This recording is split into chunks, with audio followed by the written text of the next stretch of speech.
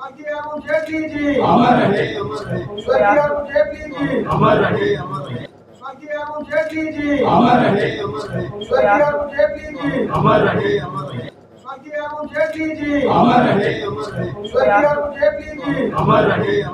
इधर जितने भी लोग बैठे हैं उनके साथ किसी न किसी तरह से उनका जुड़ाव रहा है, भले पॉलिटिकल, भले फैमिली का, भले फ्रेंड्स का, लेकिन है सब एक ही परिवार।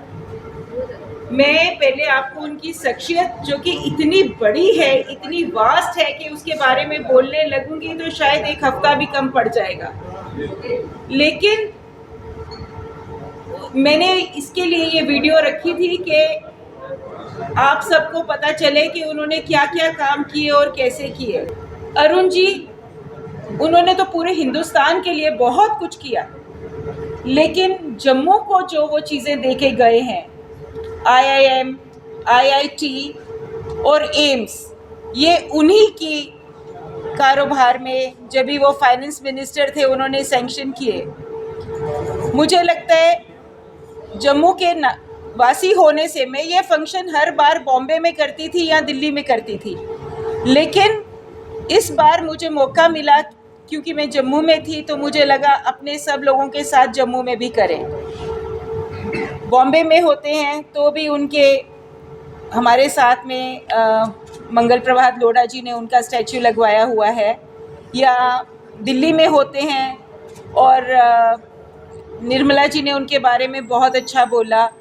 जो भी, अभी मैं उनकी शख्सियत के बारे में कुछ नहीं बोल सकती हूँ, क्योंकि अगर बोलने बैठी तो इधर 5-7 घंटे कहीं नहीं जाएंगे, वो भी अगर संक्षिप्त में बोलूँगी तो।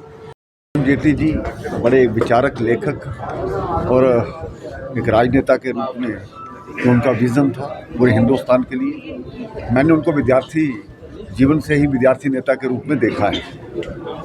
जम्मू कश्मीर में के साथ उनका विशेष लगाव था और लगातार लंबी लड़ाई लड़ते हुए धारा 370 के लिए भी वो शुरू से प्रयासरत थी।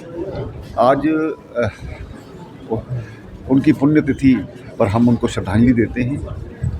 उनके जाने के बाद हमने एक बहुत बड़ा ऐसा नेता खो दिया जो कि पार्टी के लिए नहीं पूरे भारत के लिए एक एसेट था, लेकिन उनके द्वारा किए हुए काम, जो उनका एक विज़न था, जो उनकी एक सोच थी भारत के बारे में, वो हमेशा से जिंदा रही। उनके जो सोच को आगे बढ़ाने का हम प्रयास कर रहे हैं। भारतवर्ष को हमको एक परिवार के हिसाब से जो घाटा हुआ है वो तो एक चीज़ है, पर भारतवर्ष को उनका घाटा हुआ। आज उनके किए हुए काम, ड्राफ्टिंग ऑफ अबॉलिशन ऑफ 370 वो उन्होंने करी, जो कि एक डिफेंस मिनिस्टर के हिसाब से उन्होंने जो काम किए हैं, शायद आपको कोई डिफेंस पर्सनल ही बता सकते हैं, क्योंकि जब वो पहले दिन अपना उन्होंने कारोबार संभाला डिफेंस मिनिस्ट्री का, मैं छोटे छोटे इंसिडेंट्स बताती हूँ आपको। तो उनके पास तीनों फोर्सेस के हेड्स आए और हमारी आर्मी के हेड ने बोला कि सर, हमको कुछ चीज़ें चाहिए जो कि हमें सियाचिन, कारगिल, ये सारे बर्फीले एरियाज़ में हमने बड़ी देर से फाइल डाली हुई है लेकिन हमें सैंक्शन नहीं हुई। तो उन्होंने बोला वो क्या है? उन्होंने बोला हमारे बड़े लोग मर जाते हैं ये नहीं होने से, और वो थे स्नोमोबिल्स।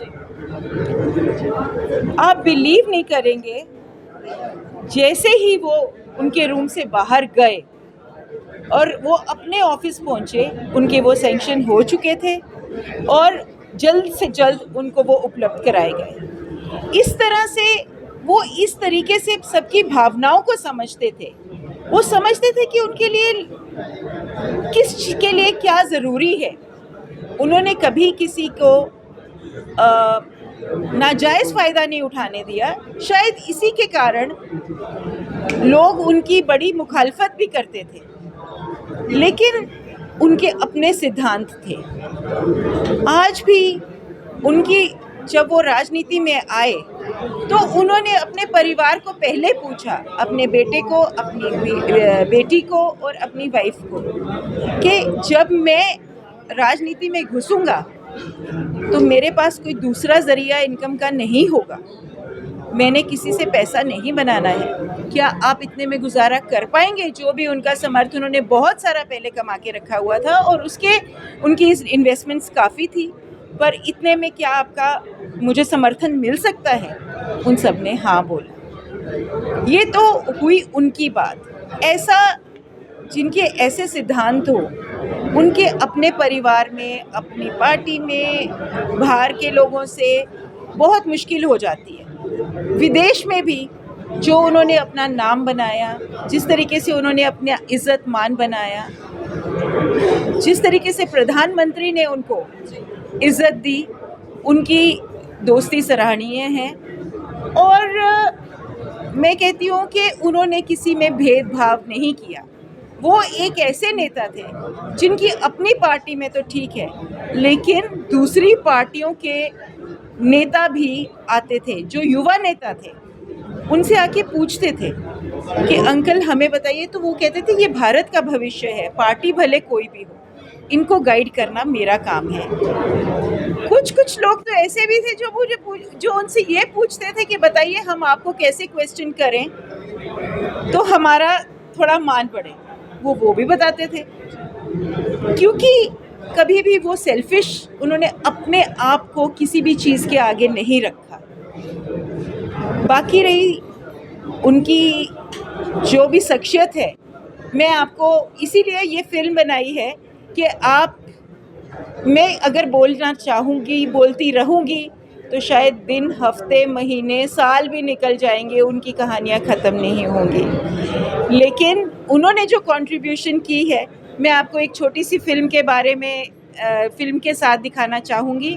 उनकी शख्सियत के अलग अलग रूप आपको नज़र आएंगे। आज हम सब उस महान विभूति को याद कर रहे हैं। 5 वर्ष पूर्व वो महान विभूति हमारे बीच में जो सी चली गई, उस महान विभूति ने जिस तरीके से देश को जोड़ने का काम किया, आज भारतीय जनता पार्टी विश्व की सबसे बड़ी पॉलिटिकल पार्टी बनी है। तो इसी नेता के कारण, इसी कार्यकर्ता के कारण, और जिस तरीके से जीएसटी उस वक्त पूरे देश भर में लागू किया गया, हालांकि जम्मू कश्मीर में कुछ दिन का अंतराल था, लेकिन जो कंट्रोवर्सी उस समय में देखने को मिली, लेकिन आज देख रहे हैं हम लोग कि भारत जो है विश्व की 5वीं बड़ी अर्थव्यवस्था जो है वो बना है। तो इस महान व्यक्ति की सोच के कारण है। आइए हम सब मिलकर उनके चरणों में नमन करें और इस महान विभूति द्वारा जो छोड़े गए अधूरे कार्य हैं, उन सबको पूर्ण करने का प्रयत्न करें। भगवान से मेरी यही प्रार्थना है कि भगवान इस शख्सियत को अपने चरणों में स्थान दे और पूरे परिवार को दुख सहने की जो है वो शक्ति।